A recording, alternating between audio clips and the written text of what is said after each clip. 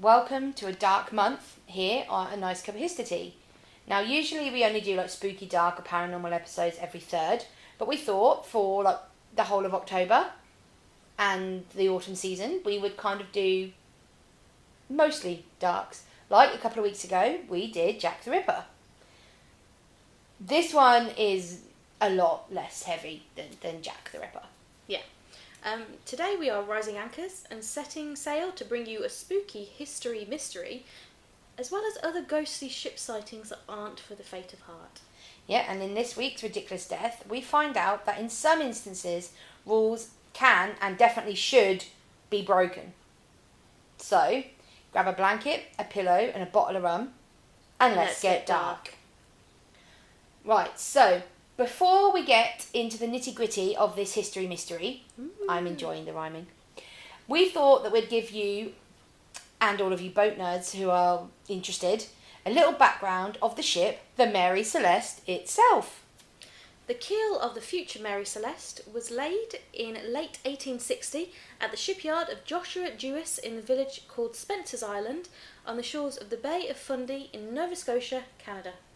Yep, the ship was constructed of locally felled timber with 2 masts and was rigged as a brigantine, meaning that she had 2 mast sailing ship. So kind of like, you know, the big ships that you see from the old, like in the 1800s that had like 1, 2, 3 at the front, 1, 2, 3 at the back. That's what it means. Yeah. There was square rigging on the foremast and a fore and aft rigging on the mainmast. She was cavil built with the whole planking flush rather than overlapping. So it was a nice smooth ship. Yeah, that's cool. You want it nice and smooth because you don't want it overlapped, because then when you've got to tar the bottom of the ship, you've got to get into all the little nooks and crannies. So if it's overlapped, if it's flush, it's nice. Yes, gotta love a nice flush brigantine. She was launched on May the 18th, 1861 and given the name Amazon. Yeah, which is why before when you said the keel of the future Mary Celeste, because she wasn't called that at first. She was registered at nearby Parsborough on June the 10th, 1861. I'm going to let you do the next bit because it's a lot of numbers and my brain sometimes goes, numbers. Her registration documents described her as 99.3 feet in length, or 30.3 metres. She had 25.5 feet broad, or 7.5 metres, and with a depth of 11.7 feet, or 3.6 metres, and 198.42 gross tonnage. So quite heavy. Wish I could be registered in gross tonnage. Well, maybe not. Too much tonnage. She was owned by a local consortium of 9 people, headed by Jewess, and among the co-owners was Robert McClellan, the ship's first captain. So that's the boat itself. Just a little bit of background for people who care. Yeah. I mean, it doesn't make that much sense to me because I don't know everything about boats, but... Big ship, 2 masts. Your galleys had 3 masts, so the 2 smaller ones and then the big one in the middle. And then that one was a 2 mast, so it had the big mast at the back and then a slightly smaller one at the front to catch the wind. Nice. A little bit of visual for you. Thank you. Now I can envisage. Envisage a ship with lots of tonnage. Right. Sorry. So, the ship had a shadowy past even before we get to the mystery that it's most famous for. Okay. As stated before, it was originally called the Amazon, but was given a new name after a series of mishaps. Yeah. Sailors are incredibly superstitious. Yep. That's probably a good point to say that. They're incredibly superstitious, so they will change the names of things and change things around if things aren't working. For her maiden voyage in June 1861, the Amazon sailed to 5 islands to take on a cargo of timber for passage across the Atlantic to London. After supervising the ship's loading, her first captain, Captain McClellan, fell ill. His condition worsened and the Amazon returned to Spencer's Island, where McClellan died on June the 19th. So her maiden voyage, she didn't even get to where she needed to go because her first captain died. Yeah. Could be coincidence. Could be. Could be. John Nutting Parker took over as captain and resumed the voyage to London, during which the Amazon encountered further misadventures. She collided with fishing equipment in the narrows off of Eastport in Maine, and after leaving London, ran into and sank a brig in the English Channel. Way to make friends and influence people. Hi guys, we bought you timber, sank a ship. Yeah. Yeah. That's his main voyage. Yeah. Parker remained in command for 2 years, during which time the Amazon worked mainly on the West Indies trade. Yeah, so she crossed the Atlantic to France in November 1861, and in 1863 Parker was succeeded by William Thompson, who remained in command until 1867. These were quiet years. One of the Amazon sailors later recalled that we went to the West Indies, England and the Mediterranean, what we call the foreign trade. Not a thing unusual happened. You know when you're at work and someone says it's quiet today and everyone shouts at them for jinxing it? Yeah. That's this fella. It is this fella. Because in October 1867, at Cape Breton Island, the Amazon was driven ashore in a storm and was so badly damaged that her owners abandoned her as a wreck. On October 15th, she was acquired as a derelict by Alexander McBean of Glace Bay, Nova Scotia. Within a month, however, McBean sold the wreck to a local businessman who, in November 1868, sold it to Richard W. Haynes, an American mariner from New York. So it's within a few years, or within a few months of the guy being like, everything's cool, everything's chill. It's fine. It gets so badly wrecked that it is abandoned. This is one of those moments where you need like a Morgan Freeman style narrator in the background saying, everything's fine. It was not fine. Or, it was in this moment he knew he fucked up. Oh dear. Sorry. Within a month, however, like you said, McBean did sell it, and Haynes bought it for $1,750 American dollars. He then paid, or spent, $8,825 restoring it. He made himself captain. As you would. And in December of 1868, he registered her with the Collector of Customs in New York as an American vessel under a new name, the Mary Celeste. But alas, troubles still followed. In October 1869, the ship was seized by Haynes' creditors and sold to a New York consortium headed by James H. Winchester. During the next 3 years, the composition of this consortium changed several times, although Winchester retained at least a half share throughout. During this time, no record of Mary Celeste's trading activities during this period have been found. So basically, he bought her, spent loads of money, got into loads of debt doing it, ended up having her seized where she just sat there. Pretty much. Which, sitting there, is not a good thing for a ship to do. Although maybe it should have. Yeah. Early in 1872, the ship underwent a major refit, costing a further $10,000, which enlarged her considerably. Her length was increased to 103 feet, or 31 metres, her breadth to 25.7 feet, so 7.8 metres, and her depth to 16.2 feet, or 4.9 metres. Amongst the structural changes, a second deck was added. An inspector's report refers to extensions to the poop deck. Don't laugh at poop deck. That's a legit thing. I know, I was trying not to, it's why I didn't look at you. New transoms and the replacement of many timbers. The work increased the ship's tonnage to 282.28. So even larger. More tonnage. More tonnage. On October the 29th, 1872, the consortium was made up of Winchester, with 6 shares, and 2 minor investors, with 1 share apiece, with the remaining 4 of the 12 shares held by the ship's new captain, Benjamin Spooner Briggs. I'm assuming Spooner was like a surname and nobody gave their child the middle name of Spooner. I don't know. People be weird. Anyway. The mystery itself. Mystery! This now brings us up to the spooky mystery itself. Exciting. Apologies if the first bit was a bit full on, but it adds to the whole cursed ship element we shall discuss later. Ooh, suspense. Anyways. Back to Benjamin Spooner Briggs. He was a man of strong religious beliefs and assumed the captaincy of the ship, although he had actually considered retiring from sea to go into business with his brother. However, they didn't proceed with their project, but instead decided to invest their savings into a share of a ship. Oliver, his brother, invested in Julia A. Halleck, the ship, and Benjamin into the Mary Celeste. I can see Mary Celeste as the name of a ship, but Julia A. Halleck is a bit of a strange name of a ship. It is a bit, isn't it? It's obviously dedicated to someone. So, yeah. Benjamin was joined by his wife, Sarah Elizabeth Cobb, who also happened to be his cousin. His first cousin. Let's not go there. Mm-hmm. And one of their 2 children, Sophia, who was only 2 years old at the time. Their eldest son, 7-year-old Arthur, stayed home with his grandmother. Yeah. Well, there's always one survivor. Briggs chose the crew for his first voyage with the Mary Celeste with care. The first mate was Albert G. Richardson, who was married to a niece of Winchester, who was the other investor from before, and had sailed under Briggs before. So Briggs knew what he sailed like. Yeah. The second mate was Andrew Gilling, who was aged about 25. He was born in New York and was of Danish extraction. The steward was a newly married Edward William Head, who was signed on with a personal recommendation from Winchester. So these are all either people he knows or people who have come highly recommended. Yeah. The 4 general seamen were all Germans from the Frisian Islands, the brothers Volkert and Bos Lorentzen, Arian Martens and Gottlieb Gudschal. A later testimonial described them as peaceable and first-class sailors. I mean, that's quite a good recommendation. What you want, really. Yeah. In a letter to his mother shortly before the voyage, Briggs declared himself eminently satisfied with the ship and crew.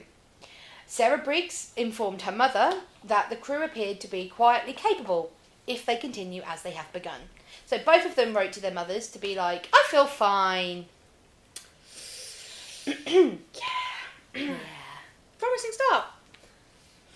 On the 20th of October 1872, Briggs arrived at Pier 50 on the East River in New York City to supervise the loading of the ship's cargo, which was 1,701 barrels of denatured alcohol, which basically means alcohol in its complete natural state. Pretty strong stuff. Yeah, not going to be very tasty. No, this is more like the alcohol that used to go into hand sanitizer and alcohol soap and things. Yeah, the paint stripper kind of stuff. Yep. The stuff that Irish people have probably tried to drink. Yep. So on Sunday, November the 3rd, Briggs wrote again to his mother to say that he intended to leave on the Tuesday. So this was the Sunday, he intended to leave on the Tuesday, adding that, our vessel is in a beautiful trim and I hope we shall have a fine passage. Which is nice. Yeah. But obviously, to add to the misfortunes of the Mary Celeste, on this Tuesday morning, which was November the 5th, remember, Oh no. the weather was uncertain, so Briggs decided to wait for better conditions. Which is clever, he waited. Yeah, but people waited with the Titanic and look how that went. Yeah. He anchored the ship just off Staten Island, where Sarah, his wife, used this delay to send a final letter to her mother-in-law, saying, tell Arthur, their son, she wrote, I make great dependence on the letters I shall get from him and will try to remember anything that happens on the voyage which he would be pleased to hear. So he's basically saying, tell my son that when I get home, I will tell him everything and I'm looking forward to him writing to me. Not entirely sure how she's going to get the letters on a ship. Let's see. Quite to a pigeon, innit? Let's just hope it's not a very long letter. The weather eased 2 days later, so on November the 7th, the Mary Celeste left the harbour and entered the Atlantic Ocean. I don't know why, but I had the really strong urge to just go bloop bloop at that point. But it's not a bloop bloop. You it don't didn't swim. Bloop bloop with your swim. It didn't swim. Exactly. It no set bloop sail. bloop with the ship. Anyway, whilst Mary Celeste prepared to sail, the Canadian brigantine De Gracia lay nearby in Hoboken, New Jersey, awaiting a cargo of petrol designed for Genoa via Gibraltar. Or the G's. Captain David Morehouse and First Mate Oliver Devoe were Nova Scotians, both highly experienced and respected seamen. Captain Briggs and Morehouse shared common interests, and some writers think it's likely that they knew each other, even if only casually. De Gracia departed for Gibraltar on November the 15th, following the same general route 8 days after the Mary Celeste. Might seem a bit odd that we've said that, but we can't. It will make sense. Yeah. The De Gracia had reached a position midway between the Azores and the coast of Portugal at about 1 p.m. on the 4th of December in 1872. Captain Morehouse came on the deck and his helmsman reported that they could see a vessel about 6 miles or 9.7 kilometres in the distance, heading unsteadily towards the De Gracia. The ship's erratic movements and the odd set of her sails led Morehouse to suspect that something was wrong. I mean, experienced seaman, he would know from looking at the ship. As the vessel drew close, he couldn't see anybody on deck, and he received no reply to his signals, so he sent Devoe and second mate John Wright in a ship's boat to investigate. The pair established that this was the Mary Celeste by the name on her stern. They then climbed aboard and found the ship completely deserted. So this was the 4th of December, and they left on the 7th of November. Yes, so this is less than a month. Yep. The sails were partly set and in poor condition. Some were missing altogether, and much of the rigging was damaged, with ropes hanging loosely over the sides. The main hatch cover was secure, but the fore and lacerette hatches were open. Their covers beside them were on the deck. So that would seem to suggest they'd hit some sort of storm. Like maybe some of the sails have been ripped away. Possibly. The ship's single lifeboat was a small yawl that had apparently been stowed across the main hatch, but it was missing, while the binnacle housing the ship's compass had shifted from its place and the glass cover was broken. There's about 3.5 feet, or 1.1 metre, of water in the hold, a significant but not alarming amount for a ship of this size. A makeshift sounding rod, a device for measuring the amount of water in the hold, was found abandoned on the deck. So someone had clearly used that to measure the hold. So they were keeping an eye on it, and the lifeboat was gone. Yeah. They found the ship's daily log in the mate's captain, and its final entry was dated 8 a.m. on November the 25th, so 9 days before it was found. And it recorded the Mary Celeste position was then was off the Santa Maria Island in the Azores, nearly 400 nautical miles, or 740 kilometres, from the point where the Desgracia found her. So, in theory, if, say for example, the people had disappeared the very next day, the 26th, November has 30 days, doesn't it? Yep. So you're talking 5 days left in November, and then up until the 8th, all that time, just kind of drifting across, like the 4th of 13 December, days, or the 4th of December, sorry. Yeah, that's fine. So that's 9 days then. 9 days just drifting across the Azores. And they moved, but it moved it moved 400 nautical miles. Yeah. Nobody steering it, doing nothing, it just moved. So it just drifted on the current. A long way. Yeah. A long way. DeVoe saw that the cabin interiors were wet and untidy from water that had entered through doorways and skylights, so like rain and things. Yeah, because if the windows were open, there was no one there to close them, per se. But they were otherwise in reasonable order. He found personal items scattered around Briggs's cabin, including a sheathed sword under the bed, but most of the ship's papers were missing, along with the captain's navigational instruments. Galley equipment was neatly stowed away. There was no food prepared or under preparation, but there were still loads of provisions in the stores, enough for around 6 months. There were no obvious signs of fire or violence. The evidence indicated an orderly departure from the ship by means of the missing lifeboat. Yeah, Devereux returned to report these findings to Morehouse, who decided to bring the derelict ship into Gibraltar, which was 600 nautical miles, or 1,100 kilometres, away. Under maritime law, a salvor could expect a substantial share of the combined value of the rescued vessel and cargo, the exact award depending on the degree of danger inherent to the salvaging. Yeah, so like the more danger, the more you get paid. Yeah. Morehouse divided Degracia's crew of 8 between the two vessels, sending Devereux and 2 experienced seamen to the Mary Celeste, while he and 4 others remained on the Desgracia. The weather was relatively calm for most of the way to Gibraltar, but each ship was seriously undercrewed, and so the progress was slow. Desgracia reached Gibraltar on the 12th of December, and the Mary Celeste had encountered fog, obviously, and arrived on the following morning. She was immediately impounded by the Vice Admiralty Court to prepare for salvage hearings. Devereux wrote to his wife that the ordeal of bringing the ship in was such that I can hardly tell what I am made of, but I do not care so long as I got in safe. I shall be well paid for the Mary Celeste. The Attorney General in charge of the inquiry into the disappearance, one Frederick Solly Flood, suspected mischief and investigated accordingly. After more than 3 months, the court found no evidence of foul play. Eventually, the salvagers received a payment, but only 1/6 of the $46,000 for which a ship and its cargo had been insured, suggesting that the authorities were not entirely convinced of the Desgracia's crew's innocence. Yeah, so that's kind of it. There's not much we can say about the mystery, because that was it. People came across it and it was completely deserted. Yeah. Totally gone. But they found nothing. Yeah, there was no sign of a panic, there was no sign of a struggle. The fact that his sword was still under his bed, the papers were missing, which, would be something that you'd want to take with you. I get that. But surely they should have taken provisions as well. Yep. And would all of them have fitted on one small lifeboat? Probably not, no. Exactly, so it's so odd. And why would an experienced captain such as Briggs or his sailors abandon a perfectly sound ship? There are 5 popular theories as to what may have happened to the Mary Celeste. So we're going to discuss them in detail now, and then we shall discuss after what we think happened. Okay. Theory 1. Crazy mutiny. Dun, dun, dun. Initial checks of the ship found strange marks that may have been caused by an axe, along with traces of what seemed to be blood. The Attorney General leading the inquiry fixated on the idea that members of the crew had gotten violently drunk on the ship's cargo of alcohol and then massacred everyone else on board before departing on the ship's sole lifeboat. Except it was later revealed that the bloodstains weren't actually bloodstains. The marks were due to natural wear and tear, and the alcohol was industrial grade stuff that wasn't fit for drinking.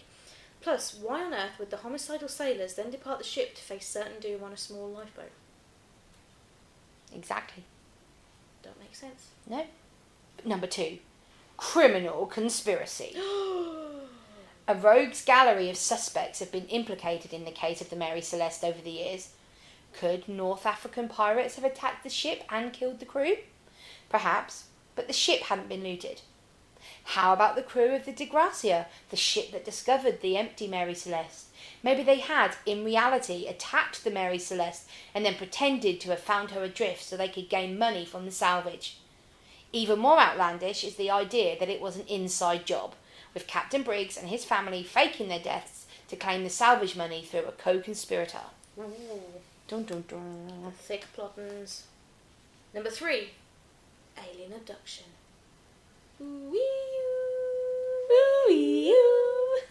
Sorry. Yeah, just imagine a TARDIS came on it. What? Sorry, I thought I was going to sneeze, but I didn't, and I realised I was You looked at me really weird, like I'd done something wrong. No, I was just trying to sneeze. Sorry, anyway. Alien abduction. Yeah. There's no getting away from it. Many people still have a sneaking suspicion that aliens suddenly turned up and whisked away the crew. This is probably partly down to the idea that many people have of the Mary Celeste being in an eerily pristine condition, with the last log entry written shortly before it was discovered. Discovered. And the half-eaten food still laid out on the table. This is actually a myth. The last log had been made several days before the discovery, and there was no food laid out, and the ship itself was dishevelled, waterlogged, and, in the words of a court report, a thoroughly wet mess. There's also the small matter of the missing lifeboat, which is a sign the crew deliberately abandoned the ship. Mm-hmm. Theory number 4. Natural disaster. Kaboom! Could the sea itself have been behind the mystery? One possibility is that the Mary Celeste fell foul of a watersprout, which is actually a tornado at sea, or perhaps a sudden violent seaquake, either of which may have caused superficial damage and somewhat waterlogging, perhaps making the crew think the ship was about to sink, leading them to make the fatal mistake of clambering into the lifeboat. Number 5. Mm-hmm. Alcohol explosion. No. Perhaps the most convincing theory relates to the ship's cargo of industrial alcohol. Whether due to turbulence or porous barrels, noxious alcoholic fumes may have escaped, either causing a small explosion or making the crew think an explosion was imminent. Briggs may have then given the order to temporarily abandon ship, with everyone piling into the lifeboat to sail behind the Mary Celeste until the danger had passed. The rope attaching the boat to the ship may have then come undone, leaving them to bob uselessly as the empty Mary Celeste sailed away, abandoning them to the awful immensity of the sea. That would be sad. Bobbing along, sorry. On the bottom of the sea. Carrie? But it's beautiful briny sea. Sir Arthur Conan Doyle even weighed in with a short story that he published in 1884 in which the inhabitants of the ghost ship fell victim to an ex-slave seeking vengeance. Not implausible. Mm-hmm. One of the less sensationalised ends, an investigation chronicled in the 2007 Democracy documentary, The True Story of the Mary Celeste, was able to offer no definitive conclusion, but did suggest a scenario in which a faulty chronometer, rough seas, and a clogged onboard pump could have led Briggs to order the ship abandoned shortly after sighting land. So, dude, Carol, what do you think happened to the people on board the Mary Celeste? Well, the lifeboat would lead me to think that they had abandoned it for some reason. Mm-hmm. That would be the logical conclusion here. Fact. What that reason is, I don't know. It could have been sickness on board, but then again, you would have found evidence of that through bodies. There was no evident sign of a mutiny. The alcohol explosion one does seem quite likely. Mm-hmm. So for some reason, they felt that they had to leave the ship, and the fact that they had that measuring stick for the water was coming on board. They obviously thought they were going to sink. Mm-hmm. they could have bobbed up somewhere on land, and it's not entirely out of the realms of possibility. They bobbed up on a land somewhere and looked after and couldn't find their way back, because I'm guessing none of them have ever returned, nobody ever found them. They could have died on land in jungle of starvation, of isolation, of dehydration in the lifeboat. The lifeboat could have been caught in a storm, they could have all fallen over and drowned, any kind of thing. But I definitely think that they deliberately abandoned the ship. The question is why. Kind of makes sense for that as well, because the navigational equipment was missing. Yeah. So they wanted to find a way to get... And the papers as well. So they wanted to find a way, and they wanted to explain what happened to the papers with them. Mm. Yeah. And then, obviously, if the ship was then found for salvage and they were rescued, they could then prove, actually, this is our ship, have a look, we've got the papers. Yeah, I kind of agree with you. I think that happened, that they chose to abandon it. But I feel like it must have been something pretty sudden, because the ship's log then wasn't updated anymore. You think maybe if the captain said, right, I think we should abandon ship, someone may have written that in the log at this time. Because if they abandoned it, like the last one, abandoned it and expected to come back, give the ship some time to possibly blow up or not, and then go back in, someone may have written the time they went to then be able to write after the time they went back. Yeah. Just in case there was any damage done to the ship that then the insurance company would need to be compensated for. Yeah. Yeah, that's possible. But if they thought the ship was sinking, they might have thought, hang on a second, we don't have time. Because it depends on how fast that water was coming in at first. Mm. But have you ever done the experiment where you put a water glass upside down in a bowl, and at some point it will eventually reach like a level, so no water's coming in or going out? Obviously, there's more water in the sea than there is in a ship. But at some point, there's got to be that level, so the water coming in and out is equivalent. So maybe something like that happened, or they were able to plug it up somehow, but they weren't sure if it was going to work. But before they did, that water was coming in pretty damn quick. It didn't come very... Even if it came in quick, it didn't feel very high. It didn't, and maybe something shifted, and it's like whatever it was that was causing it to fill stopped. Like maybe something moved in the cargo as they took the lifeboat off. It would have shifted the weight a little bit, and maybe something then moved in that area and blocked up the hole. Yeah. And it was just sheer luck. Yeah. I don't think it was like a conspiracy where Captain Briggs is involved, because they left their 7-year-old behind. Yeah, they left their son behind, and they wouldn't have taken their daughter into that danger knowing there was a chance that they might have failed. Yeah, so I don't know. I do think they voluntarily left. Yeah. But it's kind of why. Yeah. I hate history mysteries. See, I love them because there's still so much that could potentially be discovered. But what else? How are we going to find out with the Mary Celeste? You could have a look around and see if there's any, like in the local area. I mean, obviously it would be difficult if they then drowned, but you could look on the nearby. You could roughly calculate due to the weather on the day at the time. So take the weather from the area, calculate the winds at sea roughly, and then the drift from where it should have been on course to where it actually did get. Calculate the drift to see whereabouts it was. If the wind was that bad, they can then calculate a radius around it to where the lifeboat might have landed, and then check around for any historical records of random people appearing, or do some archaeological digs about any random bones that were found. But if they were in the middle of the sea so much that the boat could drift 400 nautical miles without hitting land, chances are they were in the middle of the ocean. In which case they drowned, so someone needs to go swimming. But that was like over 150 years ago.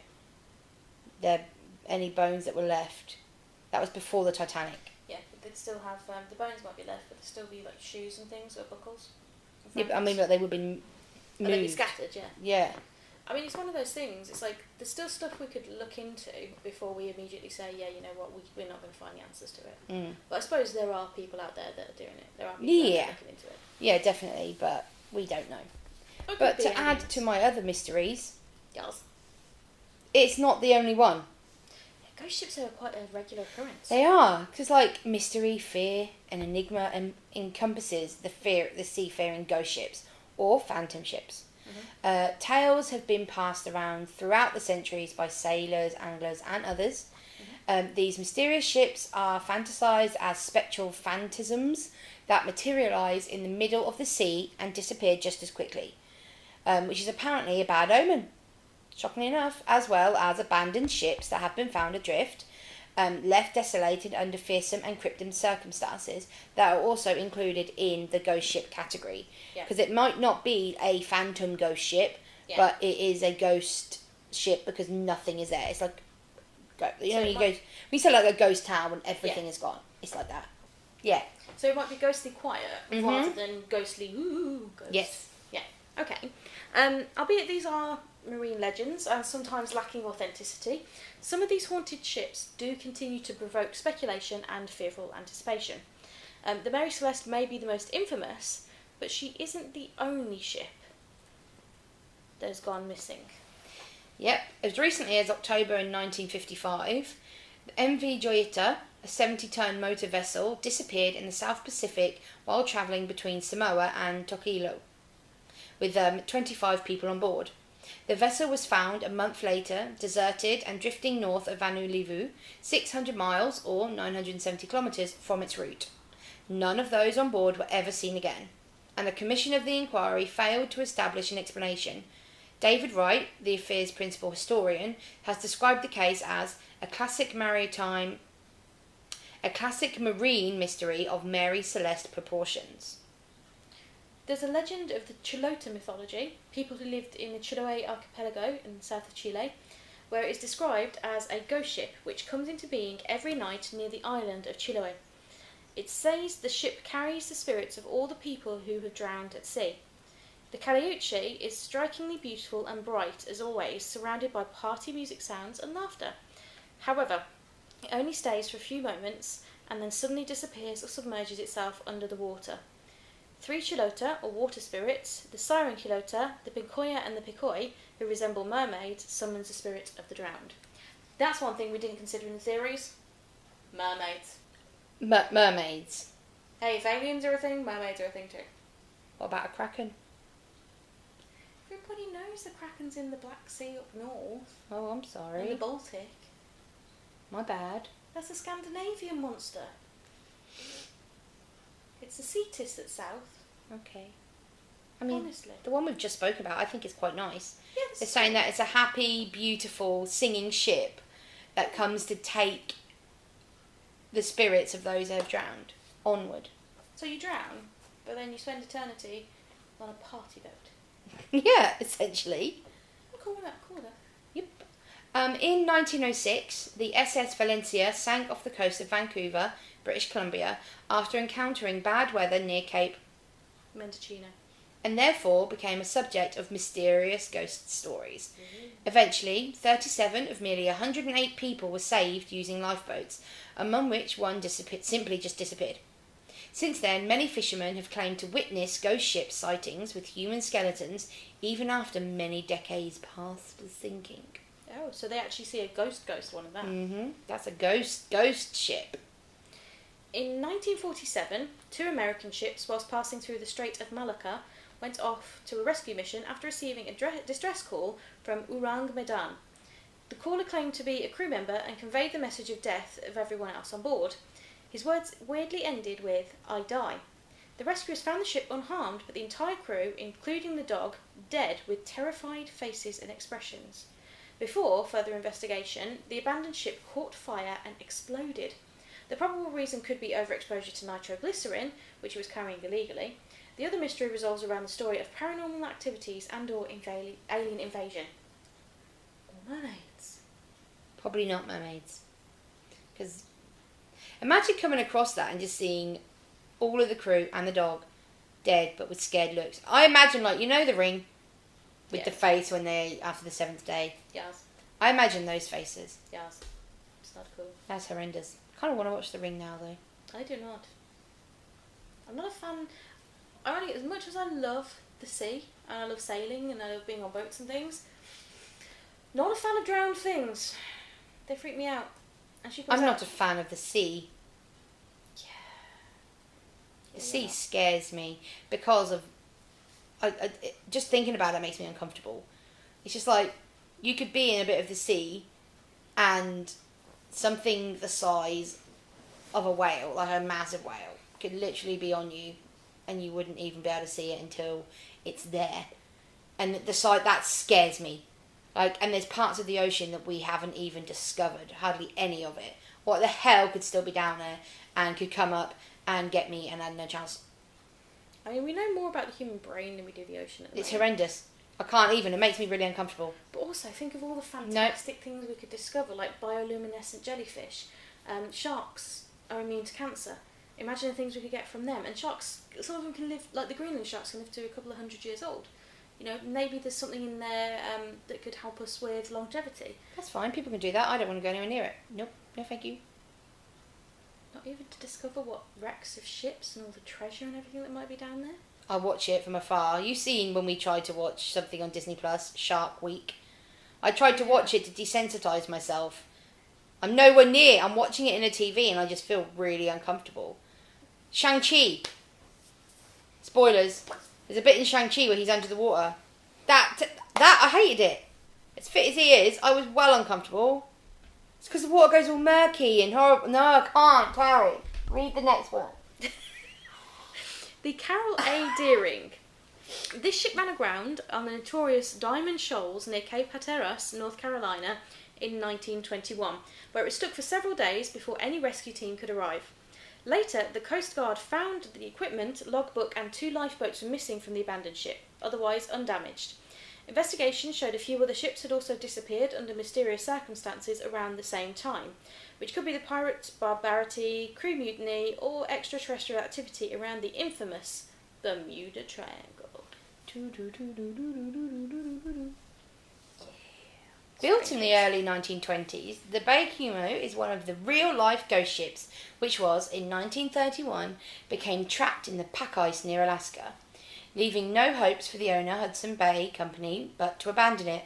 However, amazingly, it remained adrift for the next 38 years and was frequently sighted floating aimlessly in the waters off Alaska. Weather conditions has always made it impossible to salvage, but since 1969 it has disappeared completely. A few expedition programs have since been launched to trace back the mysterious ghost ship. I'm pretty sure that one is the one that's been sighted again recently, or fairly recently. That'd be cool. Because there's one of them that keeps bobbing in and out, and it's seen again. I just like the idea that, you know, you're working in Alaska and you look up and someone's like, oh, there's a ship, and like, yeah, it does that every so often. Can you imagine? Yeah. So it's the Baikumo again. It's just back. The Octavius, which is an awesome name for a ship, became more than just a legend back in 1775 when a whaling ship named the Herald found it aimlessly drifting off the coast of Greenland with all of its crew frozen dead by the Arctic cold. No, thank you. I don't think they particularly liked it either. To add to the spooky environment, the ship's captain was found sitting at his desk with a logbook in front of him and finishing a log entry from 1762. Relating to this could mean that the Octavius had been floating for 13 years and completed its passage to the Atlantic while returning to England from the Orient via the Northwest Passage as a literal ghost ship. So that must have been like, because you do get things called snap colds, which are colds that come on really, really quickly, and if you're not prepared for them, you're screwed. Yep. So they could have fell victim to a snap cold in the Arctic, and that's why he's still sitting there, and he's like frozen solid. Or ice mermaids. I will make mermaids a thing. Will you now? I'll try. Now, an interesting story of love, jealousy and rage complements the tale of this haunted ship, the Lady Loverbond. In 1748, the day before Valentine's Day, it was to set sail as a celebration of the ship's captain's wedding. Nevertheless, his friend, who was too in love with her, like the captain's wife, was out for vengeance, and he steered the ship into the notorious Goodwin Sands, seeking it and killing everyone on board. Picturesque. Since then, it could be seen every 50 years sailing around Kent. 1798, 1848, 1898 and 1848 has witnessed the ship's sightseeing, and some boats have even sent out rescuers assuming it was in distress, but later couldn't find the ship. Although there weren't any confirmed sightings in 1998, this famous ghost ship continues to be a legend. Yeah, that's every 50 years, and there have been sightings every 50 years. That's except for 1998. But you know, maybe people were distracted at that point. Maybe no one was looking. Maybe it was a really foggy day. Possible. We'll find out in 2048. It's a while to wait there. That's very quick maths for you. Whether it's just 50 years, but still. I have decided to number good now. From the start of the episode. Oh, fab. It's not going to last. But my favourite one now. Yeah. Okay, I'm so excited. The big one. Do you want to do this one? You go. Thank you. In maritime folklore, the Flying Dutchman ghost ship has left the maximum impact like no other by inspiring numerous paintings, films, books, and even an opera. How do you get an opera about a ship? This is my ship, it's sailing away. It is dead. But is it now? It is back, ghost ship.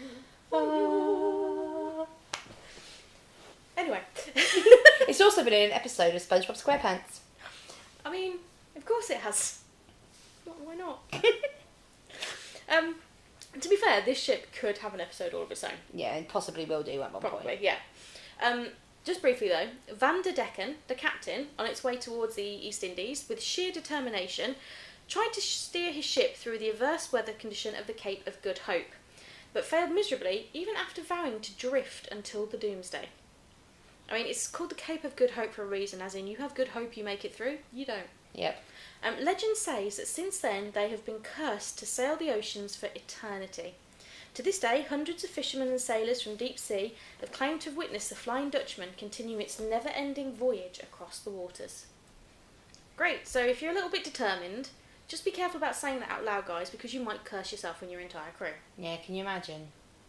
Yeah, just imagine being a sailor and being like, seriously? This again? It's been 200 years, mate. I don't even like you. But also, can you imagine, like, all that effort of being like, oh my god, there's a distressed boat, let's go and help it, and being like, where's the boat gone? Yeah. Where's it gone? Or you get close and you read the back of the stone like, oh no. Yeah. Oh, no. Imagine seeing, like, getting close and seeing the Flying Dutchman or the Mary Celeste be like, bye! You'd literally see me putting my hands in the water to try and paddle us to turn us around. Like, no! Nope! That is an entire tonnage of nope. An entire tonnage of nope. I think that's what we should call the That's episode. what I think you've just an entire tonnage of nope. Yep. Wow. So that was the Mary Celeste and other ghost ships. Please let us know if you've seen any of these ghost ships mentioned, or if you've seen something else that you can't explain. We would love to hear it. We're into all that stuff. Yeah. Now, if you, like us, are into myth and legend, being brought into popular culture, or are just a fan of movies and anything nerdy, we've got some friends over at the ManNic Podcast that we think you may be interested in listening to. For generations, people have been asking the big questions, like Batman or Superman, Star Wars or Star Trek, Marvel or DC. So far, these questions have gone unanswered. Until now, We're bringing you a new kind of geek. a ManNic kind. The ManNic Podcast is made for film lovers by film lovers. Or maybe you prefer a TV binge session. We've got you covered. In fortnightly episodes, we take a look at the latest films, fads, favourites and failures. Now available on Spotify, Apple Podcasts, SoundCloud, or wherever you get your podcast fix. Just search ManNic with 2 N's. That's very important. So that was our friends at the ManNic Podcast, and I think you may be interested in the next couple of episodes. Newsflash. Our next episode, which is out in 2 weeks' time, is a collab. We've not done this before. No, we haven't. This is exciting. I mean, Yes. we've had guests. But We've actually had Liam. From we actually the have had ManNic Liam. Podcast. He was in The Haunting Hee-Haws, or The Story You Think You Knows, which is when we did the true story of Pinocchio. Yes. Well, not true, but The original story. story of Pinocchio. But no, we're doing a collab where they're coming onto an episode with us, and we're talking about a subject, history-wise, and then we're going to their podcast, the ManNic Podcast, to talk about how our subject has impacted into popular culture, which I think is going to be really fun. It is. And can we reveal the subject? Or should we wait? Do you want to reveal the subject? I don't know. I think we should make them wait. It's something spooky. It's something for eternity. No, not quite that long. Just a couple of weeks. Yeah, so you'll be able to check that out, and then we'll also link to the ManNic Podcast down below in the subject, so you can listen to some of their other shows, and then you'll be able to hear us on their show in 3 days after ours. Yes. Woo. Exciting. Yes, but enough about that. That is very Halloween-y, so I'm very excited about that. That's next week. That's next time. Next time. Not Definitely next week. Next time. But we're going to this week's ridiculous death. Ooh. Now, the death isn't ridiculous. The death is horrendous. But it's the ridiculous nature of the fact that it could so easily have been avoided. Alright, okay. Okay, so we're talking about Princess Sunanda Kamariritana. You're good at the words. I do the math, you do the word. I'm trying. Yeah. She was born on the 10th of November in 1860 and was the daughter of Rama IV, or King Monokut, and was the princess consort Sam. Okay. Okay. It was in Siam, which is now known as Bangkok in Thailand, and the Siamese kings typically kept large harems of wives and courtesans, and as such they tended to have dozens of children, as exemplified in the novel Anna and the King and the movie The King and I. I do love those. I mean, prime examples of colonialism attempts. However, amazing music. Yes, definitely. So, Princess Sunanda, her father had 82 children. That's a lot of children. Yeah. But as a teenager, Princess Sunanda, apologies if I say it wrong, married Rama V, who became known as King Chulalongkorn. And she became the queen consort, meaning that she held all of the formal titles associated with being the king, but did not possess his military or political power. He also married two of her sisters, and though many claimed that he loved Sunanda the bestest. She was his favourite of his three wives of the same family. That'd be like someone marrying you and your sisters and going, yeah, I married your sisters, but you's the best. Yeah, I mean, he probably said that to all of them. I bet you said that to all my sisters. Yeah.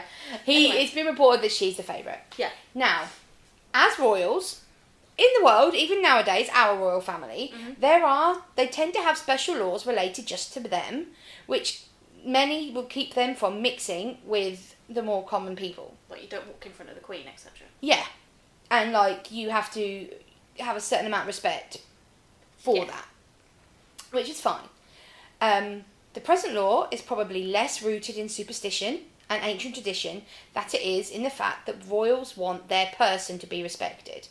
So before it was because you're royal, you've got this prestige. But now it's more about protecting them because the royal families have this kind of prestige that people do possibly want to harm them. So it's about keeping them safe. Think of it as celebrities not wanting the paparazzi to touch them. Their personal space is invaded enough without constant onlookers. I get that. Okay. So, an ancient Siamese law stated that no commoner was to touch a member of the royal family under pain of immediate death. You touch a member of the royal family, you shall die straight away, no ifs, ands or buts. This law may have been rooted in superstition, religious beliefs, or in ancient traditions which origins are no longer known. Okay. But at the time, this law definitely applied to Queen Sunanda. I mean, it could have been dated back to something like the plague years, where it's like, don't touch us, don't get us sick. Yep. So, on the 31st of May in 1880, while she was pregnant with her second child, Queen Sunanda went on a trip to visit the royal family's summer residence, Bang Pa Inn, which lay outside of Bangkok. The king had spared no expense in ensuring that it remained a magnificent place for the family to find respite from the challenges of running an entire country. Fair. Yep, and in order to reach the palace, the queen consort and her daughter had to cross the capricious and tumultuous, Carrie, read that. Chao Phraya River. Which is the largest river in Siam. The guards that accompanied them had to put them in a separate boat, presumably because their status was so high that they could not travel in the regular boat, which was dragged by a bigger boat across the river. So we had like a big boat, a little boat with the guards, and a littler boat with the queen and her daughter. Okay. However, strong currents that are not at all uncommon to this river rose up, seemingly out of nowhere, and this caused the royal vessel to capsize. Both the pregnant queen consort and her 2-year-old princess were thrown into the river. Now, the story might not have ended there if it was not for this no touching rule. In fact, some sufficient onlookers saw the horrifying event and could have swam into the river to save the lives of the queen consort and the princess. However, the guards accompanying them actually forbade anyone from getting into the water upon penalty of death. The law against touching the royals would be upheld even if it meant the 3 members of the royal family, son Hadar, her daughter, and her unborn child, would perish. So because of this, loads of people literally sat and watched a queen and her 2-year-old daughter drown. I mean, because they were too scared to touch them. What's the public sentiment against the monarchy at that point? Because could the guards deliberately have said, "Don't touch them, we'll kill you"? That's what they said. Yeah, they said that. But would they have said that as the rule, or could they have said that because there was some military sentiment against the monarchy and they didn't want to save them? Well, I don't know. But the king is said to have been completely distraught, and he held the most expensive and elaborate funeral in history. It cost over $500,000 back then, and it took him 7 full months to have his queen cremated, and another year before he would scatter her ashes. He was also super pissed at the guards for upholding the law, rightly kind of so, stating that they took it too literally and imprisoned them all. Fortunately, after that fateful day, the law that forbade anyone from touching a Siamese royal was repealed, albeit a little late. Yeah, it's like, stable door and horse. Yeah. So, this lovely, beautiful teenage queen and her 2-year-old daughter and unborn child drowned to death because people were no too one scared wanted to touch them. her. Yeah. Yep. People were genuinely too scared to jump in and save her. Like I said, some rules are meant to be broken, and I think saving the queen and the child... Yeah, or at least slightly bent, Yeah. You don't have to jump in and save them, but pass them like a stick to grab onto or something. Yeah. I mean, the ships have oars. I'm assuming. But yeah. Sorry, I'm not entirely sure what noise that was. That's fine. So that was the Mary Celeste Ghost Ships. I hope you enjoyed it. Like I said, in 2 weeks' time, we will be back with our friends over at the ManNic Podcast. And then we do actually have, I know it's not scheduled, but we may have a extra episode on Halloween. Special spooky episode. Very spooky, very creepy. May have to record in the day and listen to in the day, kind of spooky. So we've got lots of fun things coming up in the next couple of weeks. So keep your eyes peeled on our socials. Facebook, at A Nice Cup of History. Twitter, at Cup of History. Instagram, at Cup of History. And you can listen to our podcast everywhere you get podcasts, including iRadio, Pandora, Spotify, Apple iTunes, and everywhere Stitcher. else. And Stitcher. And leave us a review. We've seen some of the reviews. We like them. Thank you if that was you. We really do like them. That made our day. We really do. If you let us know that you've reviewed us, we'll give you even a shout out. Yeah. We'll be like, hello. Hello, reviewer fan. We like you. Until then, we will speak with you next week. Enjoy this spookiest of seasons. See you later. Bye.